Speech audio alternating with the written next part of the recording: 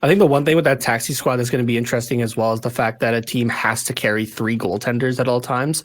So for the Ducks, we're actually kind of trying to figure out now who that's going to be. Obviously, John Gibson is going to be there, but my wonders are if we're going to have Dostal and Stolarz on that 3-man squad there.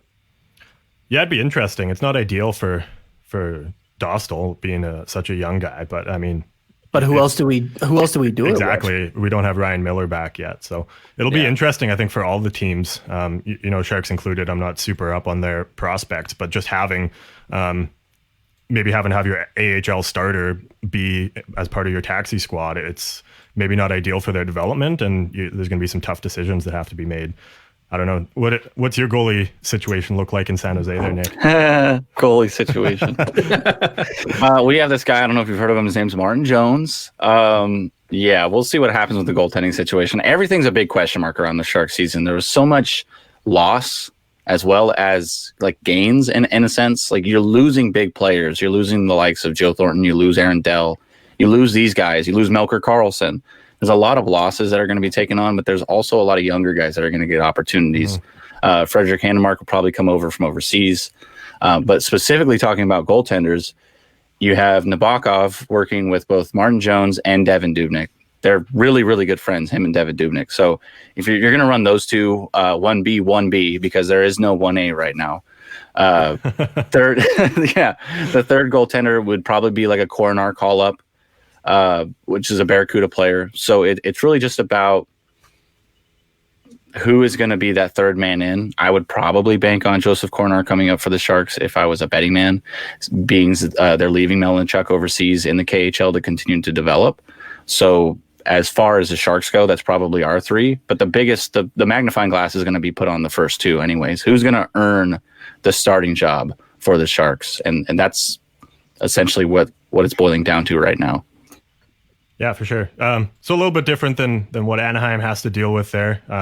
And I'm sure we'll be seeing a lot of each other throughout the regular season, since it sounds like most games are going to be interdivisional. So yeah, I think there's going to be like a rare occurrence of maybe a cross-divisional game, but I think we got to play each other like 6 or 7 times. So at the minimum, yeah. So, so we might be reignite those California rivalries a little bit. Yeah, the toilet bowl. I mean, really, that's what California is going to be. We're like, we're all just going to be walk in, take as many points as you can, basically. Yeah, there were a couple of different advanced statistics guys like Jay Fresh and Brett Marshall who've done the wins against.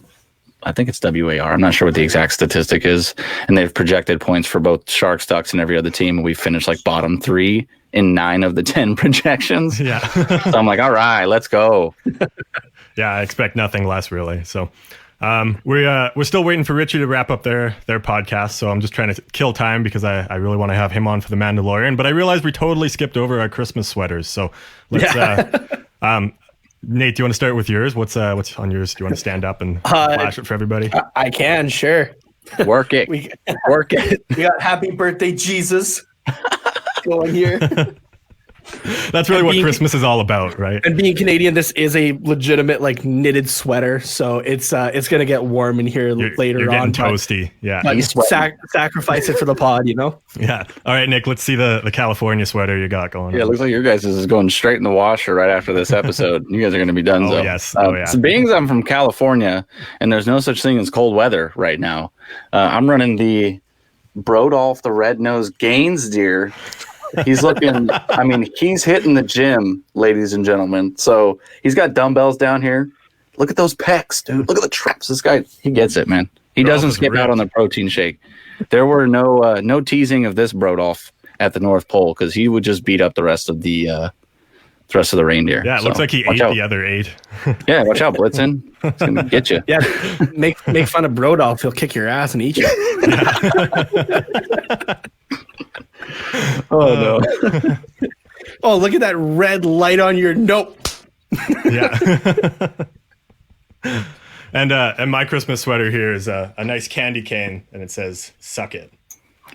Oh, it's got an actual candy cane. That's not stitched in. That is. Oh yeah, that's like a thing that hangs off. It's got some weight to it. Yeah. That's 3D right there. Yeah.